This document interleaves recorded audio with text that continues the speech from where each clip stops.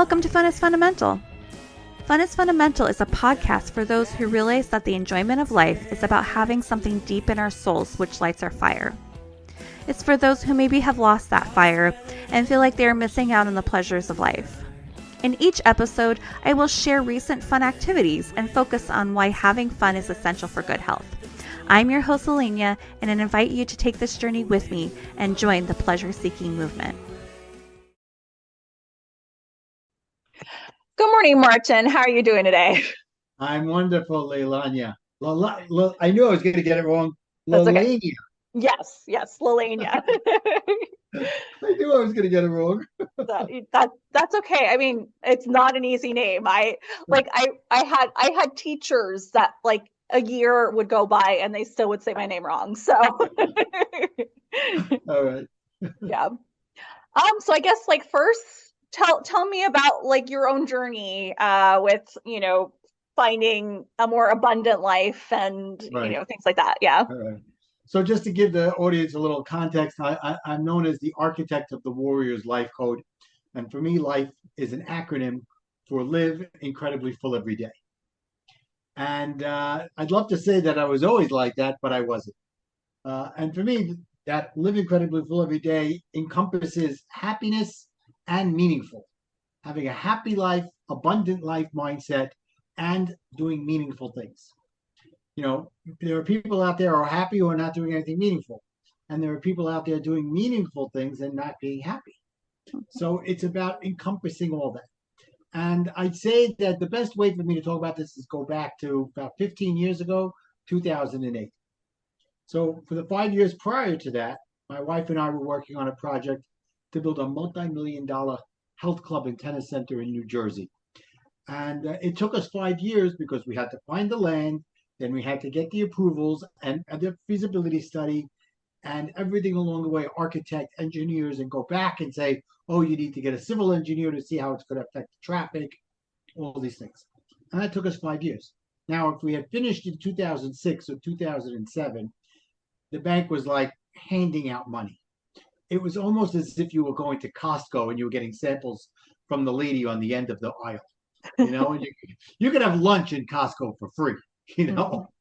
So it was that kind of thing. You'd walk into the bank and they go, oh, you want to refinance your mortgage? Well, I did it 2 years ago. Oh, don't worry. We'll get you a higher valuation and we'll get you refinance. Great, beautiful. That was what it was in 2005, 6, 7.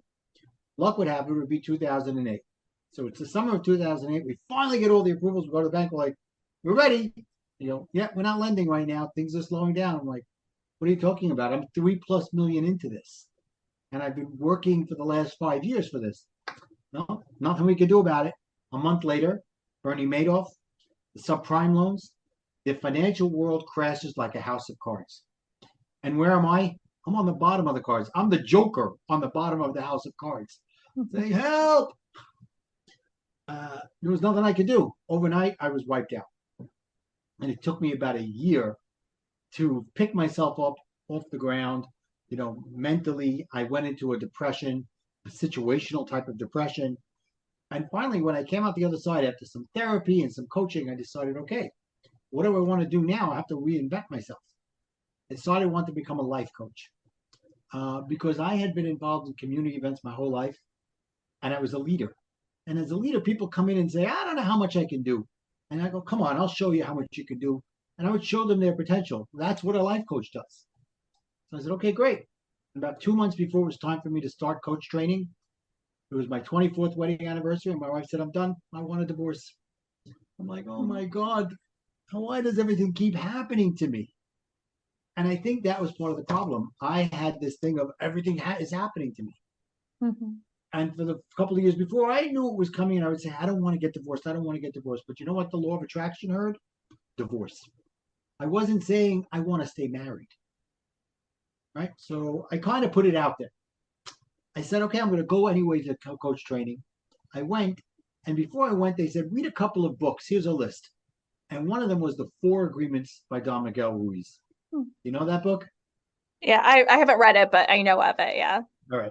Well, the second agreement is don't take anything personally. I'm like, what? That's what I've done my whole life. I've been a people pleaser. I didn't know at the time that I was a people pleaser. But looking back now, I was a people pleaser. And as a result, I took everything personally because I was trying to please everybody. I was a people pleaser. I was a control freak. And worst of all, I had to make sure that everything was going my way. And if it didn't, I lost it. I was like a reactor, like a nuclear reactor. I would leave fallout all over the place. So I went into the coach training with this mindset of, okay, I'm not going to take anything personally. And they said, now, you don't have to be who you think you have to be. You could be whoever you want to be. I'm like, oh, wow. Well, now's the time to start changing because I'm getting divorced anyway. And I started down the path and I recognized the things that I was a people pleaser. And after a few years of being a coach as a divorce recovery coach, made sense. I just got divorced. Yeah. So it made sense for me to do that. And I was loving it. And I developed more and I recognized that I had gone from being self-conscious to self-aware. Right. And to me, everybody thinks they're self-aware. But after you work with me for a while, you recognize most people are probably self-conscious and just saying they're self-aware. And there's a difference between two. Self-conscious comes from negative energy, guilt, trying to please others, your ego. Self-awareness is, a sense of contentment, humility, and saying, okay, whatever happens, it's not happening to me. And this is what I learned, and I talk about this now. It happens through me. So one day I was doing something that I wasn't very good at ever because I'm ADHD. I was meditating. Could you imagine a guy meditating who's ADHD for even 10 minutes guided? When is this going to be over? How do people keep their minds stopping from going all over? Yeah. But I had this download of information that I loved my life and that I liked who I was and I was loving myself and I was starting to date as well. And I said, I wanted to show other people how to do that. So after my meditation, I wrote for 2 hours and out of that came life, live incredibly full every day. And it's about shifting my mindset from lack, which is I can't, or oh, what's happening to me, to abundance is how can I, and how can I have things happen through me. Who would you say is your ideal client? That's a good question. My ideal client is someone who's looking at their life and they're having that existential crisis of, is this all there is? I'm working like crazy and I'm turning the wheels and I'm not happy. And why am I not happy? I have the job I think I wanted, but it's not fulfilling me. Well, that's where I come in. And I tell them, well, it could be all there is, but it's how you're looking at it. Or maybe there's something different that has to happen. It could be anybody, it could be an entrepreneur, it could be a business owner, it could be someone that works for people who wants to figure out where they're going in their careers. But it's wanting people who saying, I think I'm self-aware, but I'm really self-conscious and they don't even recognize it. And they're like, why do I feel like every morning I get up, I feel dread? Instead of waking up and saying, oh, what a day, I can't wait to conquer it. Yeah. What is your process of when you're working with clients? Like how do you start, I guess? How do they start? Absolutely. So recently I came up with something for people, whether they're my clients or not, they can get this. It's called the Warrior to Worrier card deck. Worrier with an O, Warrior with an A, just for everybody out there, my Brooklyn accent screws that up. Okay. And in there, I start off by saying, let's admit what's not working for us. That's my admission stage. What's not working for me? And why is it not working for me? Okay. We're not going to stay back there. We're just going to reflect on the past and what hasn't worked and move forward. And the next up comes cleansing. It's like you hear all the time. It takes 21 days to change a habit, right? So you've got to change those habits. You've got to change those things that aren't working for you. It could be your attitude. It could be the way you get up every morning. It could be so many things. And we get down there into the nitty gritty and figure that out. And then we put in a plan to start changing it. I call that cleansing. And then the last part is celebration along the way. I'll give you an example. Someone wakes up one day and they say, okay, I want to lose 50 pounds. Right? So let's say I'm their coach. I go, okay, how are we going to do that? You've decided it's not working. I'm not eating right. I'm not working out right. Whatever the things are that are contributing to their weight loss, to their weight, or whatever it is, they're unhealthy. Mm-hmm. So we set up an idea. Okay, I'm going to start exercising a little bit, and I'll build up to it. I'll start changing a little bit, and we'll see where it takes us. All right, and staying on track there, and having a coach is great as the accountability partner, because I'm here to be your cheerleader. I'm here to support you. And I'm also objective. All right. So as we're going, that's the cleansing coming in. Celebration is okay. Are we going to wait till you lose 50 pounds? No, let's celebrate at 3 pounds, at 5 pounds. You've done something. Now let's see what's working in there and what's not working and build on those things and move forward from there. So I just like to use weight as an example. It's an easy one to get right in there and do it.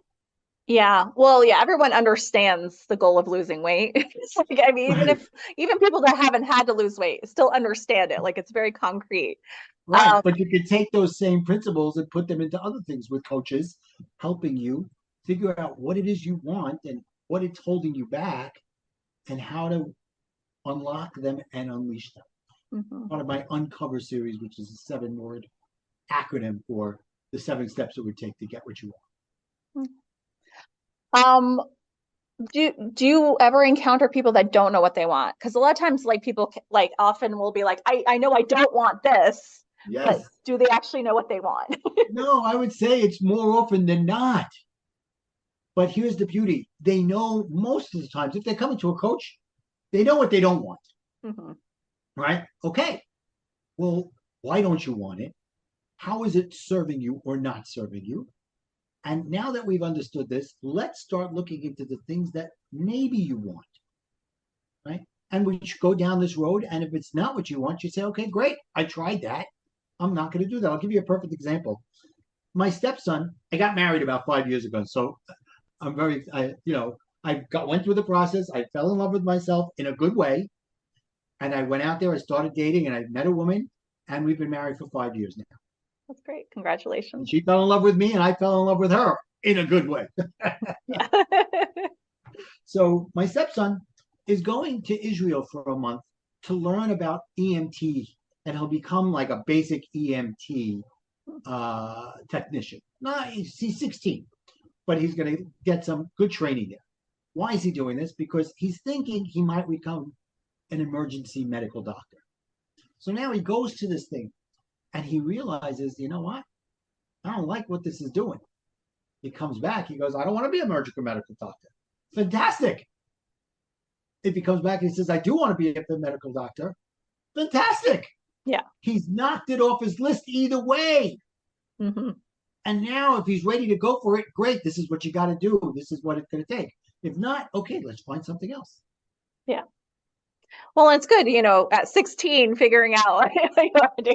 Right, absolutely. But at 36, at 46, it doesn't matter. I didn't start changing it until I was 50. Yeah. You said there was, you had another acronym for for the 7-step program. Yeah, Uncover. What's Uncover? Uncover. So Uncover, the 7 steps to uncover your greatness so you can enjoy life, and live incredibly full every day. You unlock and unlock what's keeping you stuck, and unleash the frustrations you're holding on to so you can start your journey. We talked about that a little bit. Navigate how your emotional roller coaster is holding you back. Choose the values that are most important in your life. When I look back now, when I got married, I didn't even know what a value was.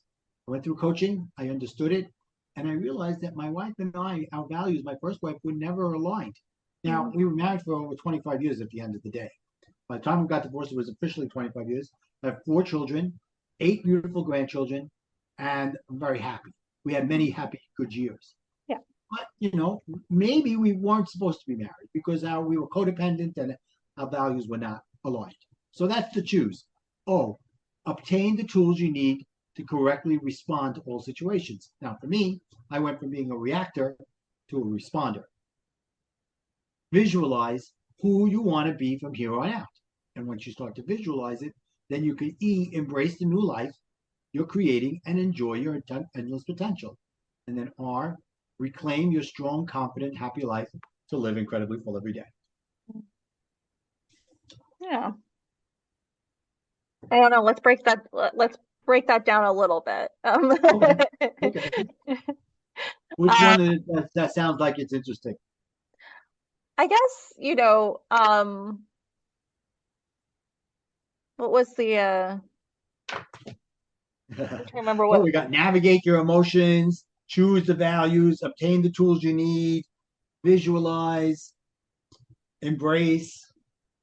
How about obtain the tools? What does that entail? What's Okay, that? so on June 14th, my book is being released, which is in a few days from now. So it'll probably be released by the time um, excuse me, my mind's going blank, podcast comes out.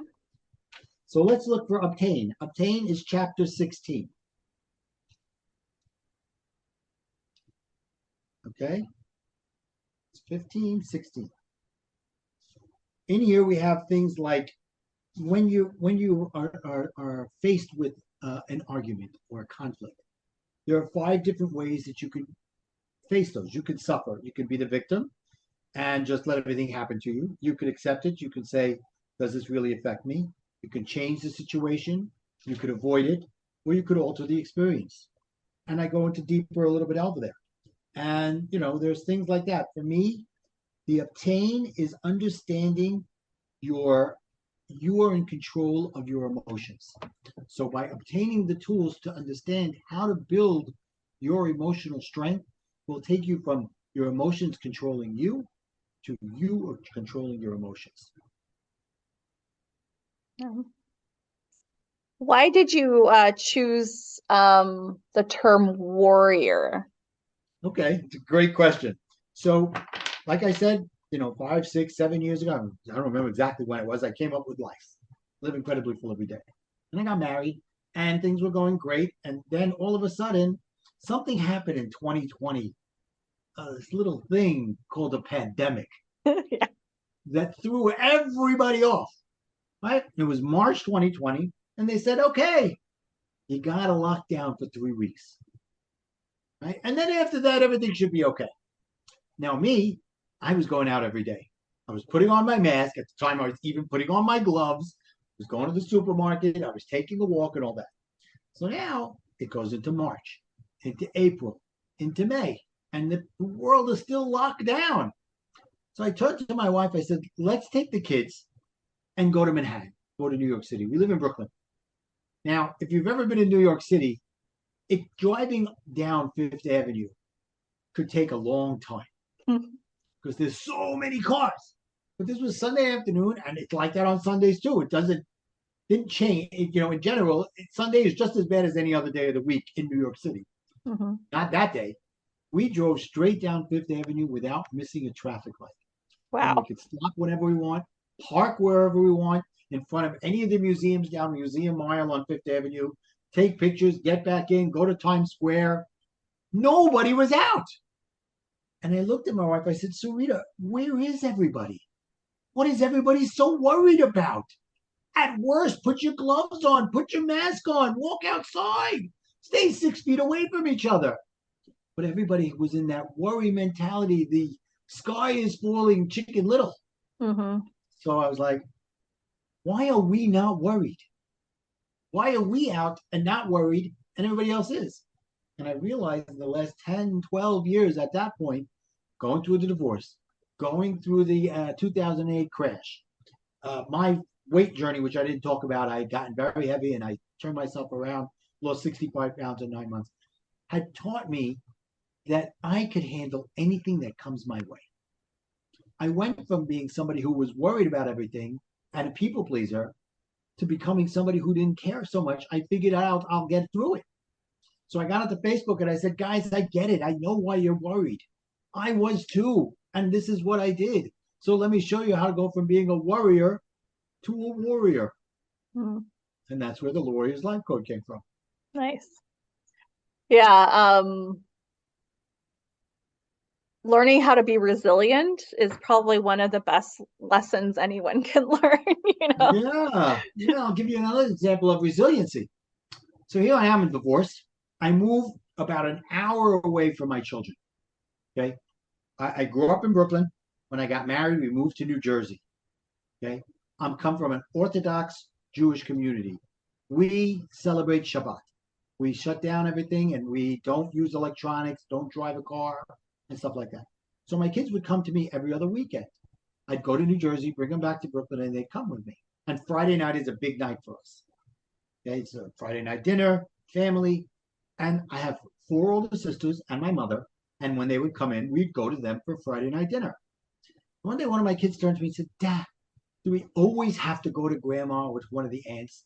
Can't we just stay home and have Friday night dinner?" So I said, yeah, I guess so.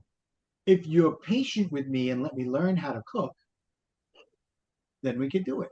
Because my ex-wife, fantastic cook. My mother, my sisters, also unbelievable cooks. I'm like, okay. So there's resiliency. I learned to adapt. And now when I met this new woman, who's now my wife, she works in corporate America. She doesn't have time to cook. She doesn't like to cook. She's a very good cook. And I do. And I work out of my house because I'm a life coach and my other job that I do, which is in international logistics. I can be by my desk. And once in a while go to an appointment and so on and so forth. Yep. I said, I fell in love with cooking. For me, it became my place for me to do my deepest thinking and get through. And now her family says we're only going to Uncle Martin's house for Thanksgiving. He makes the best Thanksgiving. Nice. I'm glad that you found that. It is resiliency. Yeah, yeah. How does one change their mindset from lack to abundance? Yeah, I wish we could just take a magic pill or snap our fingers and be like Bewitched from the 60s and just be like that. The TV show from the 60s. Yeah. But it doesn't work that way. No, not at all.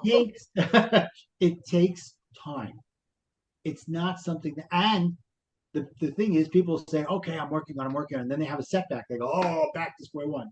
No, you took 3 steps forward, 1 step back. Build on that and become aware of what happened so that the next time, maybe you won't do that again. And it starts by changing the words of lack from I can't to how can I? Because I can't is a defeatist lack attitude. So if you start from there, then you're on your way. Yeah. Well, and I mean, everyone just, everyone is wanting like really fast results for everything. Yep. And obviously when it comes to changing very deep-rooted patterns that we have established over decades, like we can't expect that we're gonna magically like wake up one morning and be different. It's like, no, we gotta keep working at it. Especially because if it's too quick, it's not sustainable. You'll easily fall back into the old patterns without even realizing. Yeah. And you'll rationalize saying, well, I tried and it didn't work. To me, rationalize is a bad word. Rationalize is really 2 words.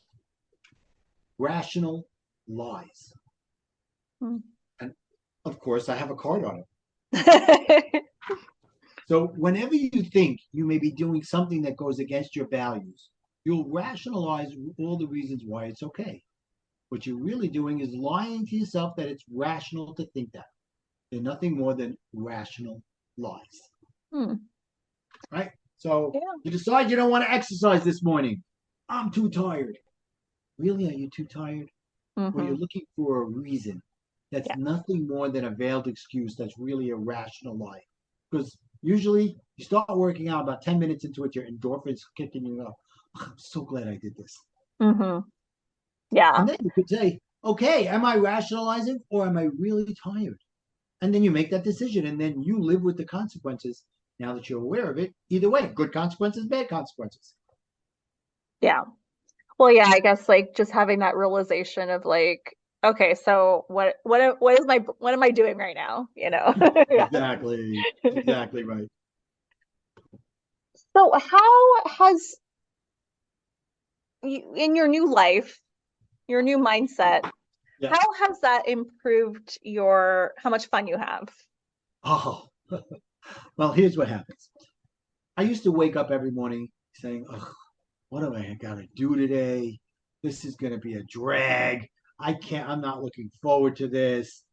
And that would set me off to the wrong path. And then something would happen, and then my default tendency of being reacting would come into play, and then it would just snowball out of effect. Now I wake up every morning, I take out my gratitude journal. Literally, I have one, and it's a moleskin, one of those good quality ones, not one of those little things that are whatever. Yeah. It's got quality to it. It's got meat to it because I want to utilize it, and I write down at least 3 things I'm grateful for. It could be anything. I'm so grateful that the smoke that was around my house the last 2 days is gone from the Canadian wildfires. I could breathe again. I'm so grateful that my wife made me a cup of coffee. Whatever. Yeah. Just find something to be grateful, and you'll build on it. Okay. Then for me, I pray.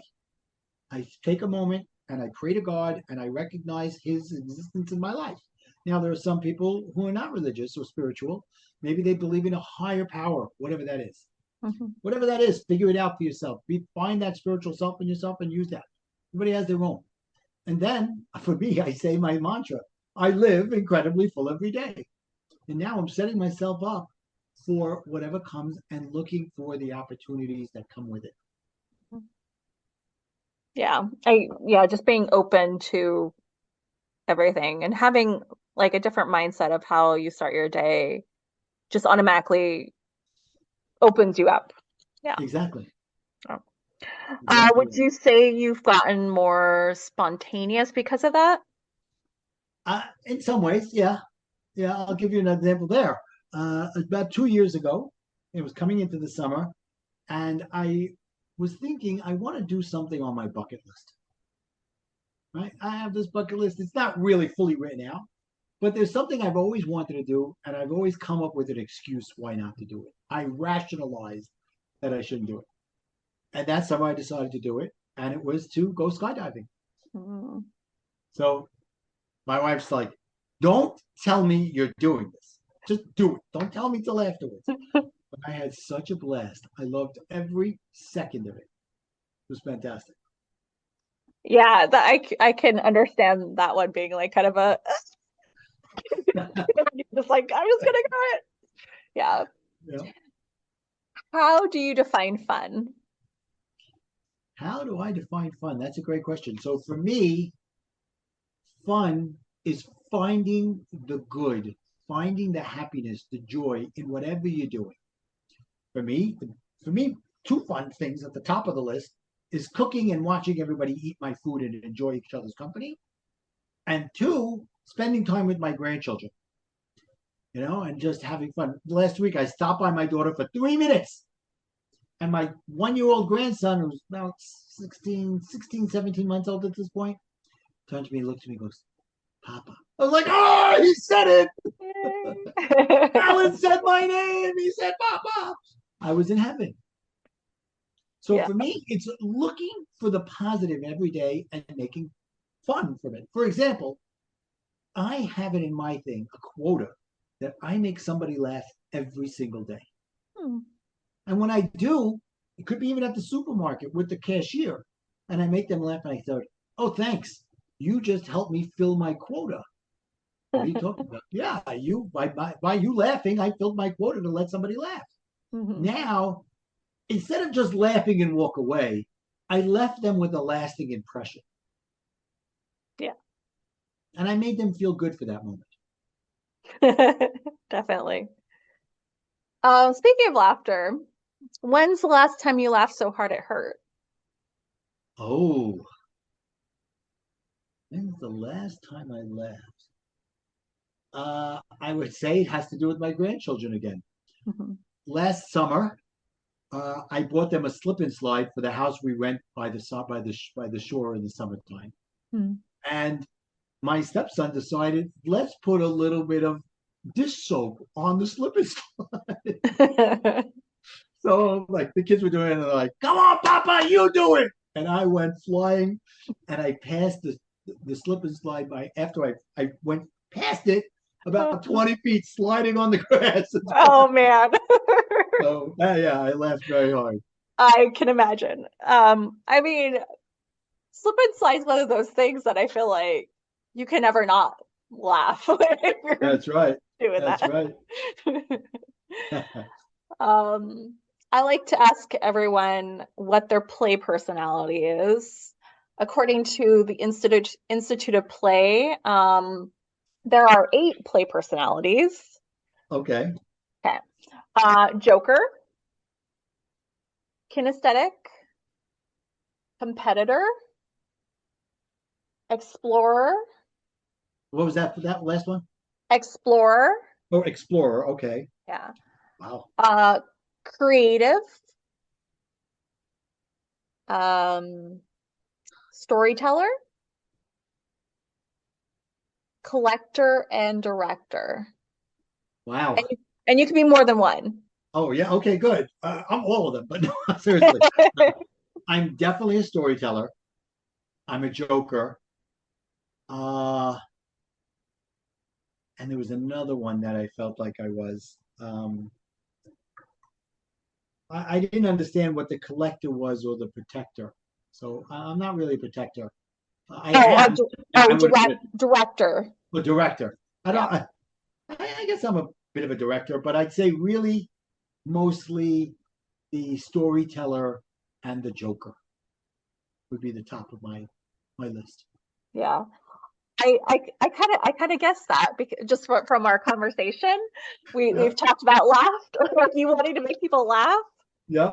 And obviously I've listened to your stories, so I'm like, those two definitely seem like them. Right.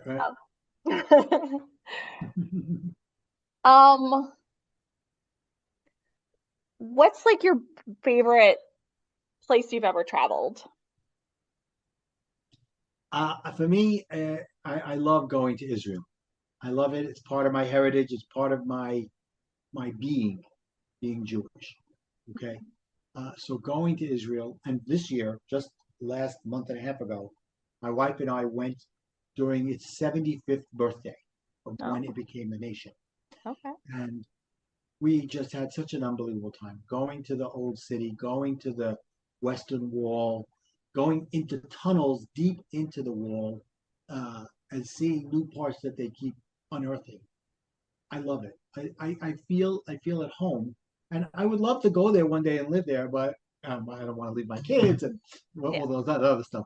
But it's a place that just calls to me. Mm-hmm. How often do you go? Well, we go every few years. We were supposed to go in the middle of the pandemic for her son's bar mitzvah, but that shut us down. Mm-hmm. But we went right after we got married because her brother's children, two of her brother's twin boys, were having a wedding bar mitzvah at the Western Wall. Mm-hmm. So they said, "Oh, you want to come? You guys got to be married first." So we got married 3 weeks before. Of course, we planned this all out. We had a beautiful wedding, and then we went on the on the trip. It was a family honeymoon, full family honeymoon. And then 6 months later, we went when her son was studying in Israel in the gap year. Okay. So we try to go every couple of years. That's good. At most. Yeah. We have an opportunity to go in this year, and we'll see. We might do it. Nice. Yeah. That's awesome. I like being able to like really explore a place, and so like you being able to going back over and over and over, like you really get to know a place. Yep. Every time we go, we find other things to do. Yeah, because like I've lived in some other countries, and the difference between like living somewhere or like really exploring someplace like for extended period compared to like a week. Yeah. It's just like night and day. 100%. 100%. Actually, when I did a half a gap year, and I lived in the old city of Jerusalem over 40 years ago. Oh wow. Okay. When I was 19. I was 19. It was 1982, so it was 41 years ago. Wow. And it was interesting because when we were looking for a hotel this time when we went, we were part of a trip that was starting on Sunday, so we got there Thursday. And we wanted to stay in Jerusalem, and like, okay, let's stay in this hotel, that hotel. So I said, let me look what's available in the old city. Mm-hmm. And the school that I went to has since been sold and turned into a hotel. My wife's like, yeah, we're not staying there. But it was great to see it because it's hundreds of years old. I mean, they've redone it. She's like, no, I want a pool. I want to hang out on Saturday and not. I was like, okay, Yeah. but yeah, I mean, that's how deep Israel is for me. I lived in the old city. Wow. That's really great. That's really Yeah, cool. yeah. Well, it's been so awesome talking to you. How can the audience find you? So the best way to find me is to go to connectwithmartin.com. Hmm. And when they go there, they can get a bunch of gifts for free. Like about a year or so ago, somebody asked me to speak on on a parents summit. So for the parents, for the children, I created a coloring book around seven secrets to an abundant warrior mindset, which is another 7 steps of acronym for warrior. Oh. And then afterwards, the parents were like, "Can I have one too?" So we created a coloring book for adults, a coloring book for kids. You Oh, could I also love it. get, thank you. You could get my book there as of June 14th, which will take you to Amazon. You could get my card deck there. You could also reach out and say you want to have a conversation with me. That's awesome. So I came up with connectwithmartin.com. Yeah. No, I love that. A lot of times people have like just like their first last name kind of thing. But I like, that you're like connect with it, I like All that. about the connections. It is. It is. Well, I hope you have a good rest of your day and thank you so much for being on. Thank you. And remember, live incredibly full every day. Living incredibly full every day.